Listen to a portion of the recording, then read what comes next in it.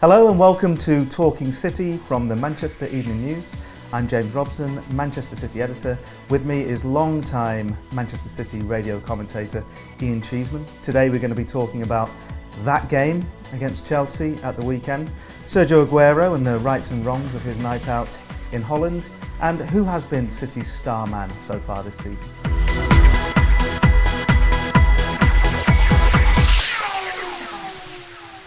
There's only one place to start, and that's at Stamford Bridge.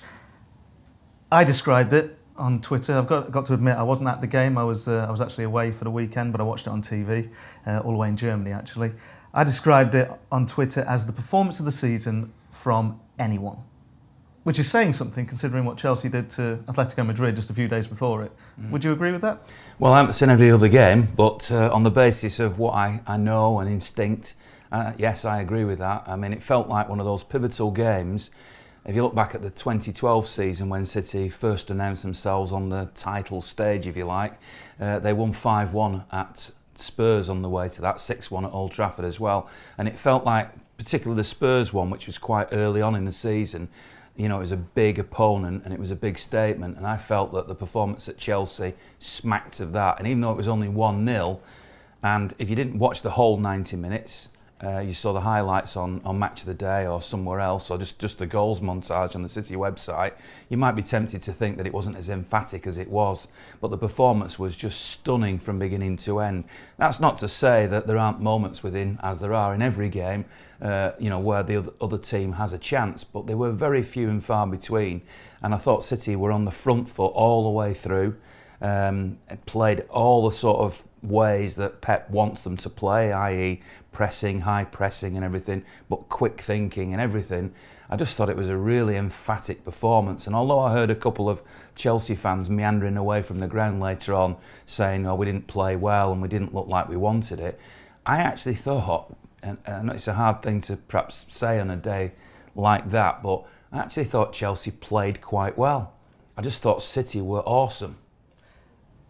I personally didn't think Chelsea played particularly well, but I do think that was because City was so awesome. I think, for me, City had won that even before kickoff. From the way that Conte lined his team up, the attitude of the team throughout the game.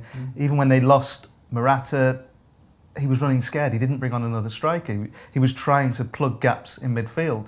And it felt like, well, you're the home team, you're the champions, and you're thinking about containment. And I know that Conte is more of a pragmatic manager than someone like Guardiola will ever be. But for the champions to do that at home, I thought that spoke volumes of just how frightened they were of City. And like I just said, they'd been to Atletico Madrid, won. That's one of the hardest games to win in European football, isn't it, to go to Atletico? And then to play City at home and to be so cautious, so frightened, I thought it just spoke volumes about the message that Guardiola must have sent out to the rest of the Premier League with the way City are playing so far this season. And funnily enough, and I do agree with you that Chelsea were made to look poor. So I don't fundamentally disagree with what you're saying. And of course, whenever you beat anybody, if you play really well, the opposition by definition doesn't look very good. However, the other parallel I would draw with the 2012 season was when City played United in that game 3 games from the end. United came to the Etihad and looked exactly like Chelsea did in that game, scared, on the back foot, not being positive, not looking for the win. So there was another similarity, if you like, because that was the champions playing against City, and City looked really emphatic. But the thing that really impressed me, now this may seem, you'll have to go with me on this, a bit of a strange analogy, but I was a badminton player at school, and I had a coach, and I took it fairly seriously for a little while, and the coach said to me, one of the important things you should do is you should play on the front foot, and when the shuttlecock comes over the net, and I know you think, well, what's this got to do with football, but go with me. As that shuttlecock comes over the net, instead of stepping back and getting into your comfort zone to then play the perfect shot, by doing that you allow the opposition also to get ready for your shot. He said to me, attack the shuttle as it comes over the net, go towards it, and even if it's not a perfect shot, it means they're not ready on the other side of the net. Now I think that's exactly what Pep's team is doing. They win the ball, And one particular player who's caught my eye, but it could be any of them really, is Kyle Walker. He wins the ball, and in a split second, he's looking almost for a killer pass. Could be David Silva, could be Kevin De Bruyne, doesn't matter who it is. But Kyle Walker has really impressed me in the opening games. And his early balls have caused mayhem, and can cause mayhem, because the other team doesn't reset. Now, if you think that the parallel I'm drawing with badminton is a bad one, just bear in mind that Manuel Estiarte, the man who's like number 2 to Pep or his personal assistant, was a water polo world champion.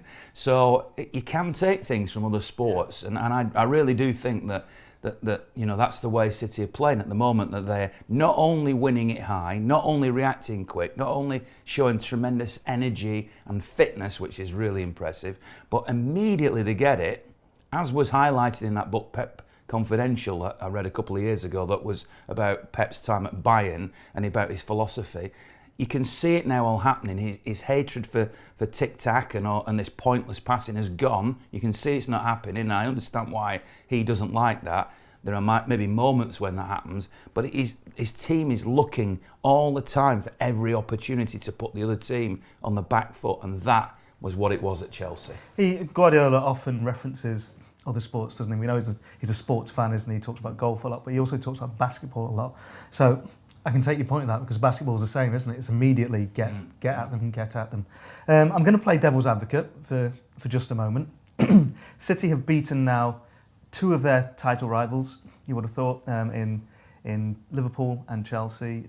United, who are joint with them at the top at the moment, haven't met anyone really yet, have they? I suppose you could say it does help when you face your title rivals that they lose their main striker after half an hour, which is pretty much what happened against Liverpool, with Mane getting sent off and Morata getting injured against Chelsea. The counter-argument to that would be City lost their main striker before the game even kicked off, didn't they? And it made no difference whatsoever, did it? I'm talking, of course, about Aguero and breaking his ribs in that car accident. So that doesn't really apply then, does it? Yes, it was bad luck that Morata got injured, and I think Chelsea looked a better side when he was in the side, obviously, and Liverpool looked a lot better when Mane was playing for them. But does that tell us anything, or can we just dismiss that? Well done, because you actually answered your own question. Moving on. Aguero was missing, and he was a key player. And actually, I'd suggest that although he isn't obviously a key player in some people's eyes, Mendy's absence was also crucial. So City were missing, more than just one crucial player. And I still think that a fully fit Vincent Kompany is absolutely key to City. So arguably 3 absolutely mega players were missing. So City had more losses than Chelsea did. And whilst Morata was, of course, a blow, I didn't see him in that first half hour, however long it was that he was on the field, as being particularly a significant player. I mean, he had one glancing header in the first few minutes that Match of the Day highlighted, because there wasn't much else to show. But I didn't see that as a real threat. Is it not also Chelsea's own fault if they don't have cover? Guardiola's because we've debated City not having cover, exactly. So why not? Absolutely. City have Guardiola's put together a team with amazing attacking potential. He could afford to leave out, he'd lost Aguero, but could afford to leave out Bernardo Silva. On another day, it might have been Sane or Sterling. Chelsea, what struck me was how absolutely reliant they are on Morata. And if he gets injured for any period of time, well, surely they're going to fall away. Yeah, and you could say that about Lukaku at United potentially. And last season, in Chelsea's case, Diego Costa was the linchpin of it all. Pep Guardiola's talked about the possibility of playing with a false 9 and no strikers in some games, and I can see that working. So even though there's a concern now that in the absence of Sergio Aguero, Gabriel Jesus could get injured, and where does City go then?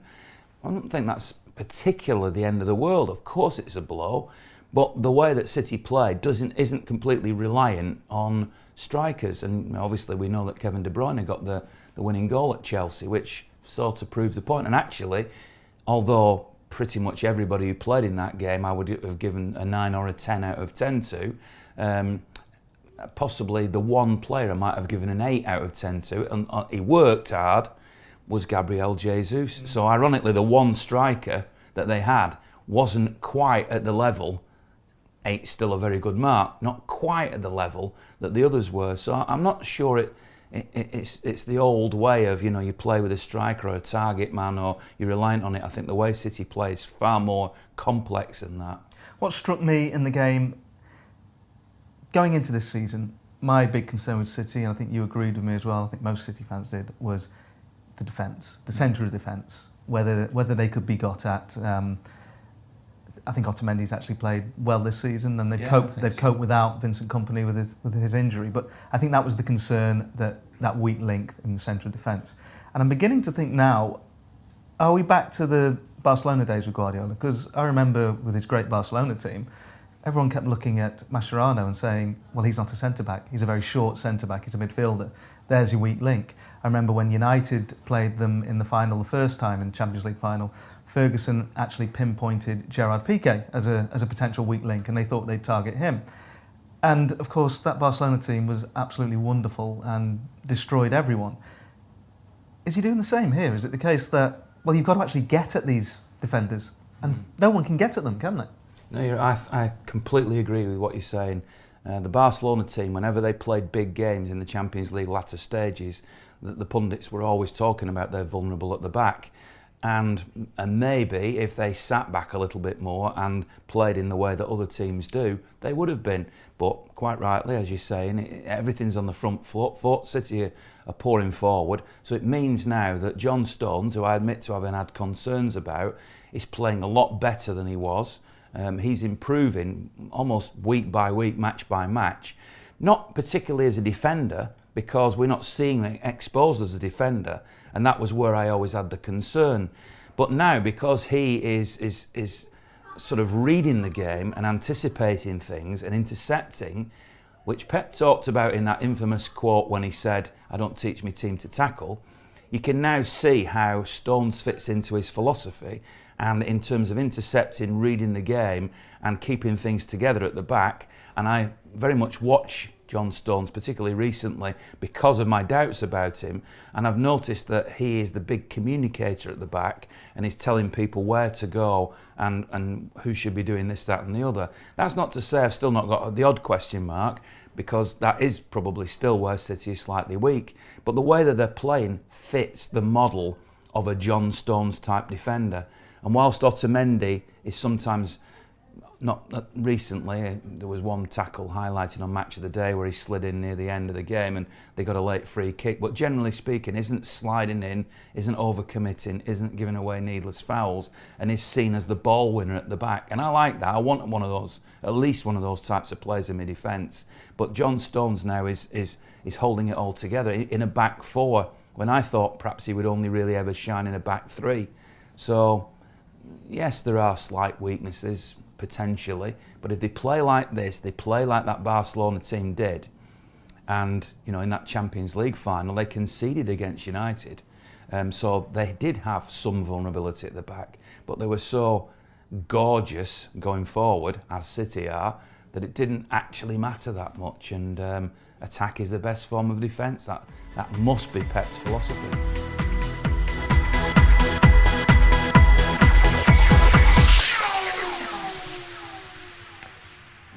We're only 7 games into the season, but forgive us, it's international break, and as newspapers, we have to think of content during this period. So we thought now would be as good a time as any to look at who City's star man has been so far this season. There's a lot of love for Kevin De Bruyne, no surprise there. Has he been the pick for you? Possibly. I know this sounds like a cop-out answer, but never in the time I've been watching City, probably never anyway, I find it very hard to single out anybody, because it's been all about the team, it's been all about the manager. I mean, arguably you could say Pep Guardiola's been the star man. Now, I'm not being flippant, I'm not being deliberately evasive. I just feel personally that to single out individuals in this type of team at the moment is a little unfair on the others, because whoever you name, somebody watching this will go, but you haven't mentioned him and you haven't mentioned him, because they have all played well. Ederson, for example, has been outstanding, I think. Particularly at Chelsea, we saw him coming out and taking really strong pressure relieving catches. He made good saves. His positional sense is good. He's doing a Manuel Neuer. He's coming out and intercepting as a sweeper keeper. His distribution is superb, and that's just one player. So everybody watching this now goes, but you haven't mentioned Fabian Delph, who's had excellent performances as this standing left back. And of course he has. Kevin De Bruyne, Silva, linking everything together. I just think it's very, very difficult to pick one individual out. Even Mendy, who is now injured and didn't play in all of those games, in ways off the field, I think has been very influential. It might just look like jokey banter on social media, but it indicates to me a team spirit which he seems to be part of, a very strong part of, which may well be almost the defining part of what makes this City team great. So I can't really, I mean, you can ask me about any individual player and almost certainly I'm going to be saying good things about them. Well, we've just had the first PFA fans vote for the Player of the Month, which covers August and September. Romelu Lukaku won it by a landslide, over 50% of the vote. But what was notable for me was that the top 6 names, there were 3 City players in it. So there was De Bruyne, Aguero, and another, I forget now. But that to me pointed long term to when the individual awards are going out again later in the season, that will City be punished because they'll be spread around so many players? It's a fair point. I mean, it's a bit like, and you might not see this analogy, but the goal that City scored at West Brom 2.5 minutes into the game when West Brom didn't touch the ball, and it was just constant possession, and then finished off with, you know, not an outstanding sort of top corner shot, will be overlooked by everybody in terms of goal of the season. You're right, because everybody's playing so well and there isn't one standout player, it's tempting to then not think, well, who is the contender? Just like I'm dancing around trying to find the player of them. It doesn't mean to say that they shouldn't all be contenders. I mean, Kevin De Bruyne, it looks at the moment the perfect midfielder. He can do everything. His short passing, his long passing, goal with his left foot at Chelsea, match winner. His tackling okay, but it's a different type of team, but he does win the ball regularly. His reading, his vision, his assists, he's got everything.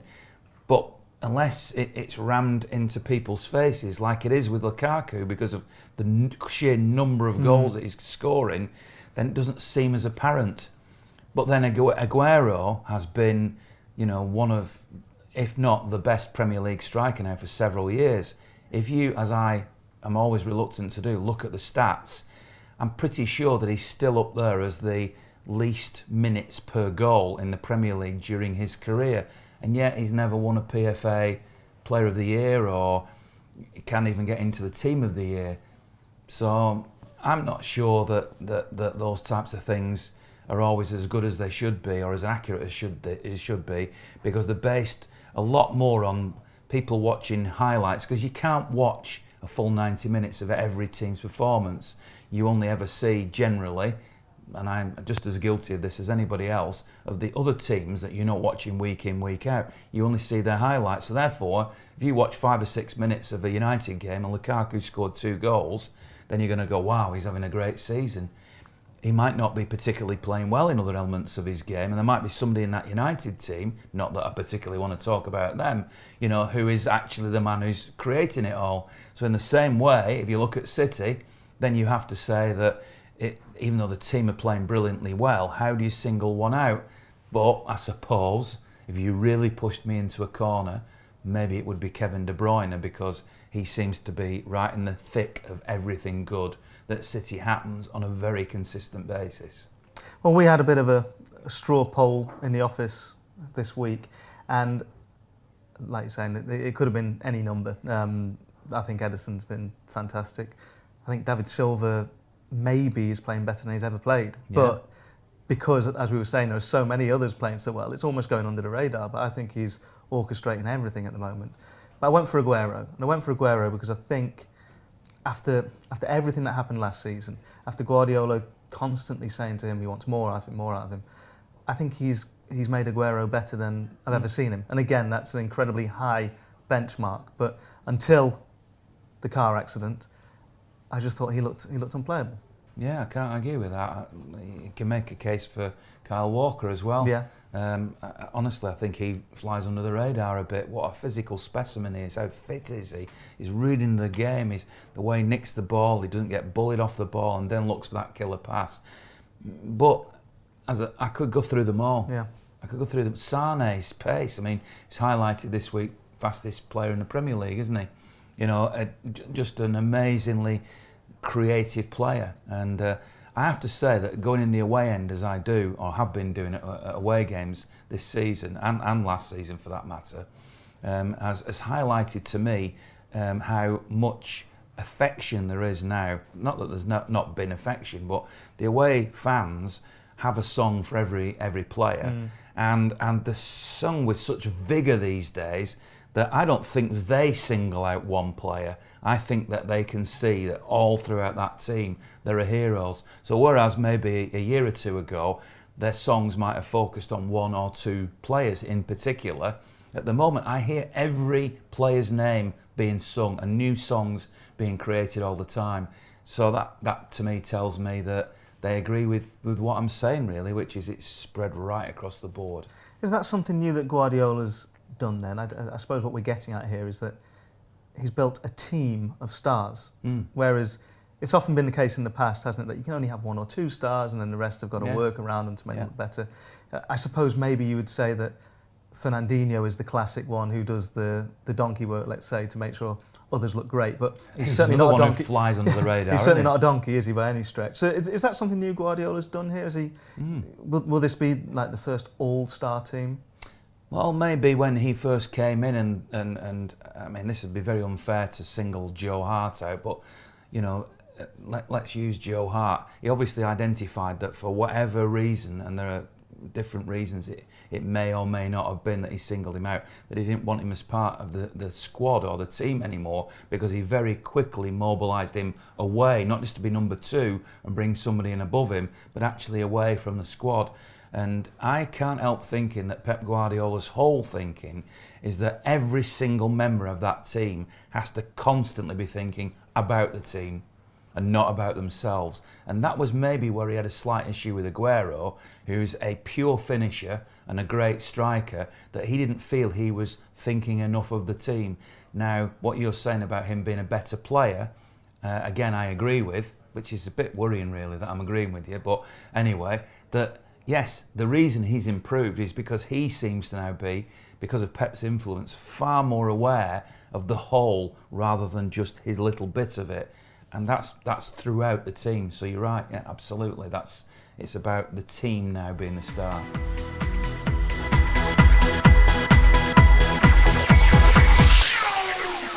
The build-up to the Chelsea game was dominated by Sergio Aguero and news of his accident in Holland. Fortunately, he's not seriously injured, but it did mean that he missed the match. He's going to be out for what we think is around 6 weeks. First of all, do you have any problem with him being out? First of all, I'd like to hope that the taxi driver's okay, by the way, because he never gets a mention. I have no problem at all about that. He was in a private jet. The time that this incident happened, by all accounts, was about 11 o'clock, which of course would have been Dutch time, which would have been about 10 o'clock in the UK, which meant that the relatively short flight that would have got him back to the UK could have meant he was tucked up in bed by midnight. He was in, as you probably are aware with your lifestyle, a luxury private jet, which is a little bit different than travelling economy, checking in at the airport 2 hours before, going through passport control, which I'm sure he did, but through a different channel, a lot quicker. So the whole transport situation would have been far smoother and less of a problem. And as Pep Guardiola press conference, when he seemed anyway quite irritated by the fact that people kept asking questions over and over again about this, they weren't due to train until 11 o'clock the next day. Now, I know you know, being the sceptical journalist that you are, you felt that perhaps Pep was just saying that for effect, but I think that everything he said was true and right. Now maybe I'm the other way and I'm too naive, but I think personally that Pep had no problem with it. He treats his players like men, and he expects them to act in a professional way. The players this season have never been fitter, in my view, from what we're watching on the pitch. So I don't think there's any issues with that. It wasn't as if he was driving and he was drunk or anything like that. He was a passenger, an innocent victim. Could have happened on Deansgate, could have happened coming back from the Liverpool arena. He could have been coming back on a train from London, I should say. So really not a problem as far as I'm concerned. My initial thoughts when I heard the news was obviously, I hope he's okay, hopefully he's okay, but it was, what's he doing in Holland? They're playing Chelsea in 2 days' time. And I think, day off or not, I think there reaches a point where that day off, suddenly you have to switch to work mode again. So I won't be out till 3 in the morning if I've got a 7 o'clock start here the next day. I know this wasn't 3 in the morning, but I get that Guardiola... And it wasn't a 7 o'clock start and it wasn't the next a 7 o'clock start, I'll give you that as well. But I know Guardiola says that he's not the police, he wants his players to enjoy themselves.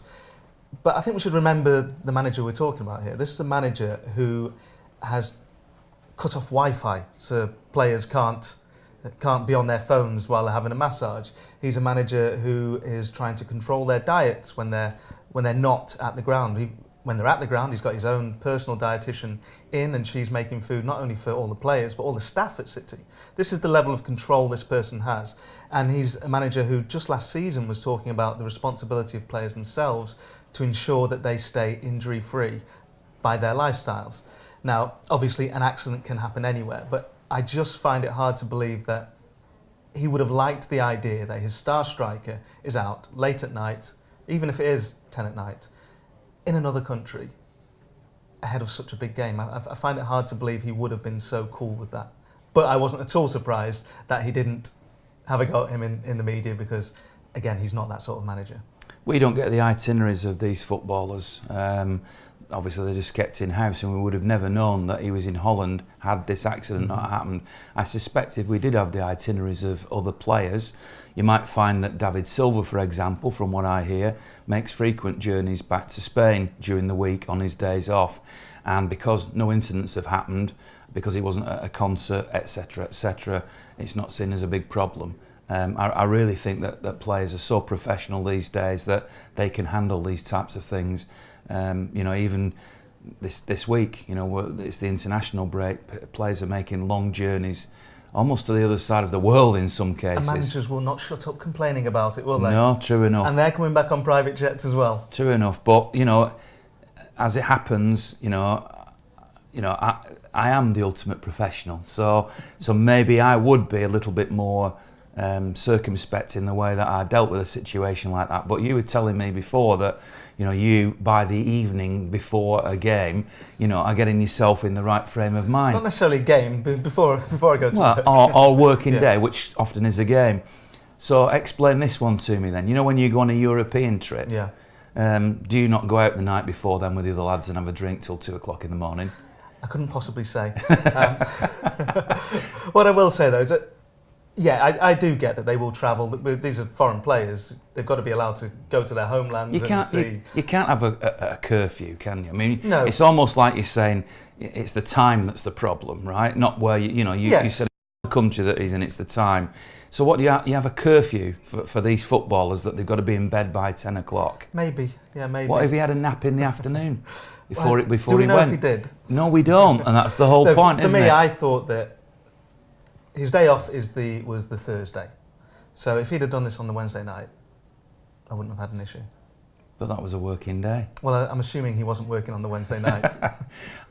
Honestly, I think too much has been made of it. I think it's gone. Thankfully, he's okay. Hopefully, as I said, the taxi driver's okay. I personally don't have a problem. I believe what Pep says and that he doesn't have a problem either. And look at the performance the next day. I know Aguero wasn't involved in it, but it certainly didn't affect the game. And other players may have been doing the same thing that we don't know about, so I haven't got a problem with it. So we think he's going to be out for around 6 weeks. This is what the Argentinian doctor has said, although he's not actually seen him. I'm assuming that's through contact with him, though, and City's own medical staff. How do City cope without him? We saw against Chelsea they were perfectly fine, but they're losing, if not the best striker in the Premier League, certainly one of them. What I've found interesting about Aguero is for a long, long time, we've always thought, oh, if only he didn't have these injuries, how many more goals would he have scored? How much better would he be? Last season, he didn't have injuries, and then he seemed to find another way to miss long periods, and that was through getting sent off. This season, again, fitness perfectly fine, and he goes and cracks his rib. Are we ever going to actually see this full season of Aguero? You're never going to see a full season of anybody these days. Rotation, etc. Ironically, before the game at Chelsea, I remember you and I sitting here and we were speculating what the team might be. And if I remember rightly, you picked Gabriel Jesus up front and Aguero on the bench. So he might not have played in the Chelsea game if you were right anyway. The next few games that City have got, on the whole, are players that you could probably live without Sergio Aguero for. That's tempting fate, I know. And we know what Burnley did in their last outing, and they've had some great results. But Stoke, Burnley, Wolves in the League Cup, and then at the end of the month away game to West Brom, none of those on paper look the sort of games where you couldn't cope without one or two players. The one exception in that run is Napoli. Yeah. So I would personally really want Aguero to be on the field involved in that game. So that's the one that poses the biggest potential problem from the Aguero absence. But fortunately, after a little run of games that were a bit more difficult, City now in October have, on paper anyway, a slightly easier running. So if it was going to happen, if this injury was going to happen, maybe this is the time when they can best cope without Sergio Aguero.